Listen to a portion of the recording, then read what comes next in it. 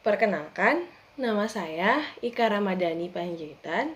Di sini saya akan menjelaskan tentang pengertian dan dasar hukum musyarakah. Pertama, pengertian musyarakah. Musyarakah berasal dari bahasa Arab, yaitu kata syarokah yang berarti persekutuan atau partisipasi. Sehingga kita sering mendengar musyarakah dengan sebutan lain, yaitu syirqah. Musyarakah ataupun sirqah dapat diartikan sebagai kerjasama antara dua orang atau lebih dalam melakukan sebuah usaha, baik itu dalam hal permodalan maupun keterampilan dalam mengelola usaha tersebut. Adapun keuntungan dibagi sesuai dengan nisbah masing-masing. Adapun untung dan rugi dari kerjasama musyarakah dibagi secara proporsional menurut bagian masing-masing dari mitra. Oleh karena itu, unsur pokok yang terkandung dalam musyarakah ada 5. Yang pertama, adanya 2 orang atau lebih yang bersekutu. Kedua, adanya usaha tertentu berdasarkan prinsip syariah. Ketiga, masing-masing mitra memasukkan modal. Keempat, adanya pertukaran aliansi dalam jangka waktu tertentu. Dan yang kelima, adanya pembagian manfaat maupun risiko.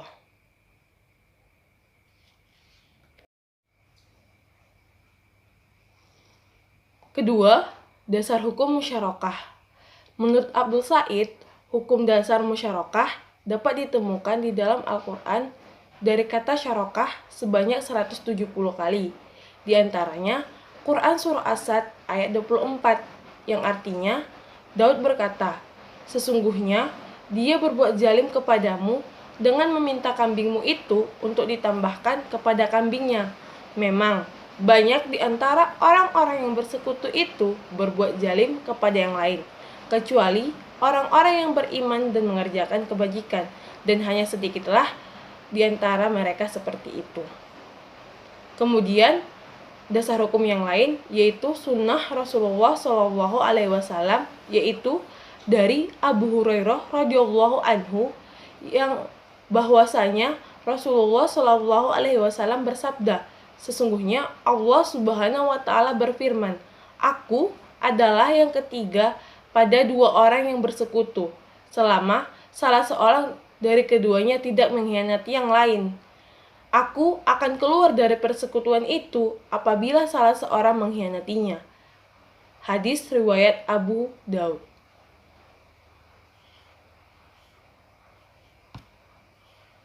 Nama saya Muhammad Rizky Alfat. Ketiga, jenis-jenis musyarakah. Menurut Saad Abdul Sattar Al-Haron, musyarakah dibagi menjadi 2 bagian, syirkah al-milk atau kemitraan non-kontraktual dan syirkah al-wuqad atau kontraktual. Syirkah al-milk atau persekutuan non-kontraktual terbentuk karena faktor alam yang membuat para pihak memiliki hak kepemilikan atas suatu aset. Misalnya syirkah yang terbentuk karena warisan. Sebuah kemauan menyebabkan suatu aset bisa dimiliki oleh 2 orang atau lebih. Mereka berbagi dalam aset nyata dan keuntungan juga. Pengertian syirkah susu ini diambil dari segi ekonomi. Namun dari segi yuridis, semua syirkah dimulai dengan kesepakatan. Sedangkan syirkah al-wuqad adalah syirkah yang dibentuk karena suatu perjanjian atau kesepakatan di mana 2 orang atau lebih sepakat masing-masing memberikan modal musyarakah dan mereka juga setuju untuk membagi untung dan rugi. Menurut fikih, akad musyarakah dibagi menjadi: pertama, syirkah mufawadah atau kewenangan dan kewajiban penuh. Syirkah mufawadah adalah akad kemitraan antara 2 orang atau lebih di mana masing-masing pihak memberikan satu bagian dari dana keseluruhan dan ikut serta dalam pekerjaan. Kedua, syirkah inan atau kewenangan dan kewajiban yang dibatasi. Syirkah inan adalah kontrak antara 2 orang atau lebih yang mana masing-masing pihak memberikan sebagian dari dana keseluruhan dan ikut serta dalam pekerjaan. Setiap bagian tidak selalu sama, tergantung kesepakatan. Misalnya kepemilikan saham pada perseroan terbatas atau PT. Ketiga, syirkah al-abdan atau buruh keterampilan dan manajemen. Syirkah al-abdan adalah kontrak kerjasama antara 2 orang atau lebih yang memiliki pekerjaan yang sama, kemudian mereka bekerjasama dan berbagi manfaat dari pekerjaan tersebut. Misalnya beberapa arsitek yang mengerjakan proyek yang sama. Keempat, syirkah wujuh atau niat baik, kelaikan kredit dan kontrak.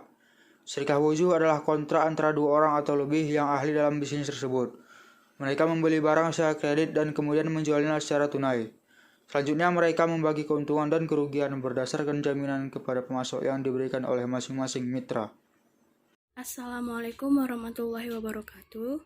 Nama saya Yulisa Fitri. Di sini saya akan menjelaskan tentang manfaat musyarakah. Menurut Muhammad Syafi'i Antonio mengatakan bahwa musyarakah memiliki beberapa manfaat. Di antaranya satu, penambahan dana modal dari bank syariah akan diberikan kepada pelanggan perusahaan mitra. Yang kedua, perusahaan memiliki kelonggaran yang cukup besar dalam pembayaran kepada bank syariah karena tidak harus membayar setiap bulan, tetapi disesuaikan dengan pendapatan atau hasil bisnis perusahaan, sehingga perusahaan tidak pernah mengalami negatif surprise atau penyebaran negatif. Yang ketiga ada pelunasan pembiayaan utama disesuaikan dengan arus kas. Sekian dari saya, materi selanjutnya akan saya serahkan kepada teman saya. Assalamualaikum warahmatullahi wabarakatuh. Nama saya Hopi Penda Pohan. Yang kelima ada prospek pembiayaan musyarakah. Praktek keuangan musyarakah dalam perbankan syariah itu dibagi menjadi dua. Yang pertama itu ada musyarakah tetap, di mana musyarakah ini memiliki sejumlah modal tetap sampai dengan akhir akad musyarakah, yang kemudian keuntungan dan kerugiannya dibagi setiap bulannya.